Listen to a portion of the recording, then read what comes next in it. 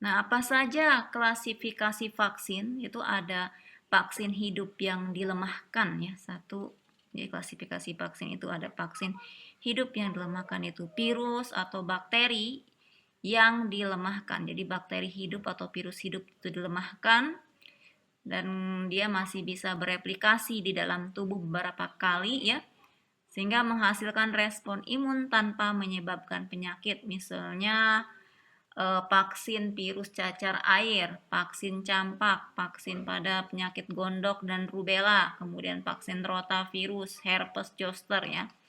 Selain itu juga vaksin BCG, ini yang mengandung bakteri yang dilemahkan. Bakterinya adalah tuberkulosis. Nah, kalau virus yang dilemahkan itu jenis vaksinnya tadi ada rotavirus ya untuk arah penyakit rotavirus, ke arah rubella, ke arah campak ya, cacar air. Kalau bakteri itu ke arah penyakitnya yang disebabkan oleh bakteri tuberkulosis atau BCG ya. Itu adalah vaksin hidup yang lemahkan. Jadi bakteri dan virusnya masih hidup ya.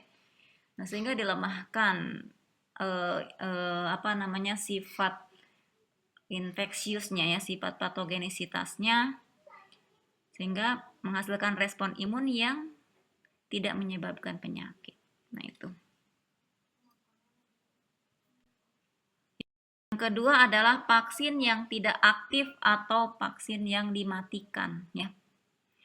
Nah, vaksin yang tidak aktif atau vaksin yang dimatikan ini vaksin yang dinonaktifkan yang tidak mengandung virus ya atau bakteri hidup. Nah, itu. Virus dalam vaksin ini dinonaktifkan atau bisa juga dibelah ya. Contohnya pada vaksin polio, vaksin influenza pada kasus di Selandia Baru ya. Itu juga vaksin dari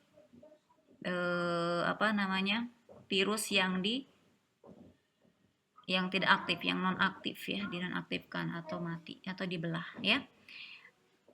Dan juga bakteri yang dimatikan. Nah, itu beberapa contoh vaksin yang tidak aktif atau mati ya. Jadi kalau vaksin yang efektif itu terdiri dari mikroba yang dilemahkan, itu dibuat untuk menghilangkan kemampuan infeksi ya, dan patogenisitasnya, sementara tetap mempertahankan antigenisitasnya, artinya bisa melawan infeksi malah kan gitu. Nah, ada juga imunisasi dengan toksin mikroba yang inaktif. Nah, ini pada kasus ini ya. Dan protein mikrobial yang dibuat di dalam laboratorium merangsang antibodi sehingga mengikat antigen dan menetralkan toksin alami dan mikroba yang ada di dalam tubuh. Tuh ya. Biasanya jenis vaksin ini dapat diberikan dengan aman kepada orang dengan respon sistem kekebalan yang terganggu. Namun, orang dengan tanggapan sistem kekebalan yang terganggu mungkin tidak mengembangkan jumlah perlindungan yang sama setelah imunisasi seperti orang yang sehat menerima vaksin.